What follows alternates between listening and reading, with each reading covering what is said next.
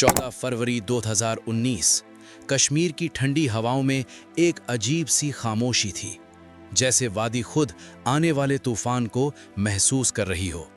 लेकिन सवाल यह है, क्या उस तूफान की आहट पहले से सुनाई दे चुकी थी? और अगर हाँ, तो क्या हमने उसे रोकने की पूरी कोशिश की थी? सुबह का वक्त NH-44 हाईवे पर धीरे धीरे चलती CRPF की लंबी काफिला लाइन, करीब 2500 जवान, 78 गाड़ियां, हर चेहरा ड्यूटी पर था, लेकिन मन में घर की यादें भी थीं। किसी के फोन में बच्चों की तस्वीर, किसी के दिमाग में छुट्टी की प्लानिंग। लेकिन किसी को ये अंदाजा नहीं था कि कुछ किलोमीटर आगे इतिहास बदलने वाला है। कुछ दिन पहले दिल्ली और श्रीनगर के इंटेलिजेंस ऑफिसों में लगातार मीटिंग्स चल रही थीं।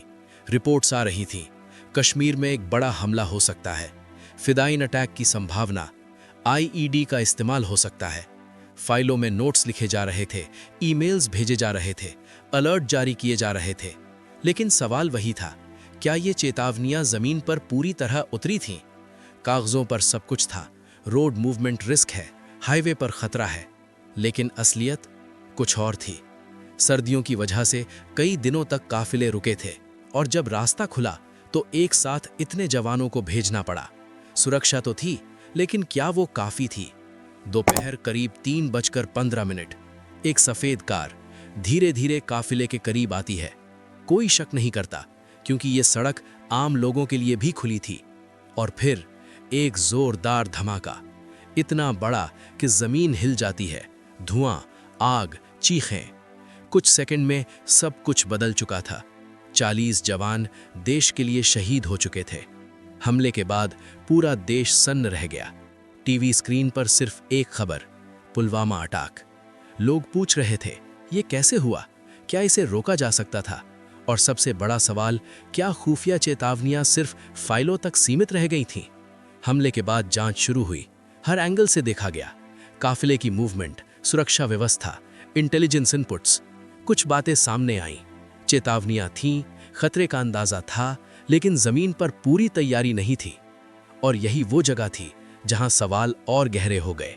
लेकिन इन सब के बीच सबसे बड़ा दर्द उन परिवारों का था। एक माँ जो अपने बेटे का इंतजार कर रही थी, एक पत्नी जो आखिरी कॉल को याद कर रही थी, एक बच्चा जो अब समझ नहीं पा रहा था कि पापा क्यों नहीं आए। यह सिर्फ एक हमला नहीं था, यह सैकड़ों जिंदगियों का टूटना था। सच ये भी है कि सुरक्षा सिस्टम आसान नहीं होता। हर दिन सैकड़ों अलर्ट आते हैं, हर खतरा असली नहीं होता।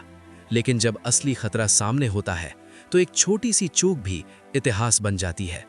पुलवामा शायद वही चूक थी। हमले के बाद सिस्टम में कई बदलाव किए गए। काफिले की मूवमेंट पर सख्ती, एयरलिफ्ट का ज्यादा इस्तेमाल, हाईवे सिक्योरिटी मजबूत। यानी एक दर्दनाक घटना ने सुरक्षा की सोच को बदल दिया। तो क्या पुलवामा को रोका जा सकता था? इस सवाल का जवाब आसान नहीं है, क्योंकि हाँ, चेतावनियां थीं, लेकिन हर चेतावनी को 100% लागू करना, हर खतरे को पहले से पहचान लेना, ये हमेशा संभव नहीं होता। लेकिन इतना जरूर है, अगर हर छोटी जानकारी को गंभीरता से लिया जाए तो शायद कुछ इतिहास बदले जा सकते हैं।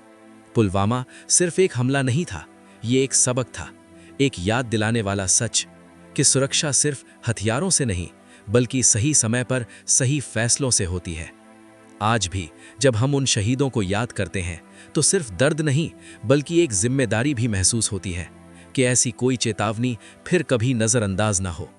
क्योंकि कभी-कभी इतिहास गोलियों से नहीं, अनदेखी चेतावनियों से लिखा जाता है। अगर आपको ऐसी और सिनेमैटिक, इमोशनल और पावरफुल डॉक्यूमेंट्री स्क्रिप्ट्स चाहिए तो याद रखना, कहानी सिर्फ सुननी नहीं, समझनी भी होती है।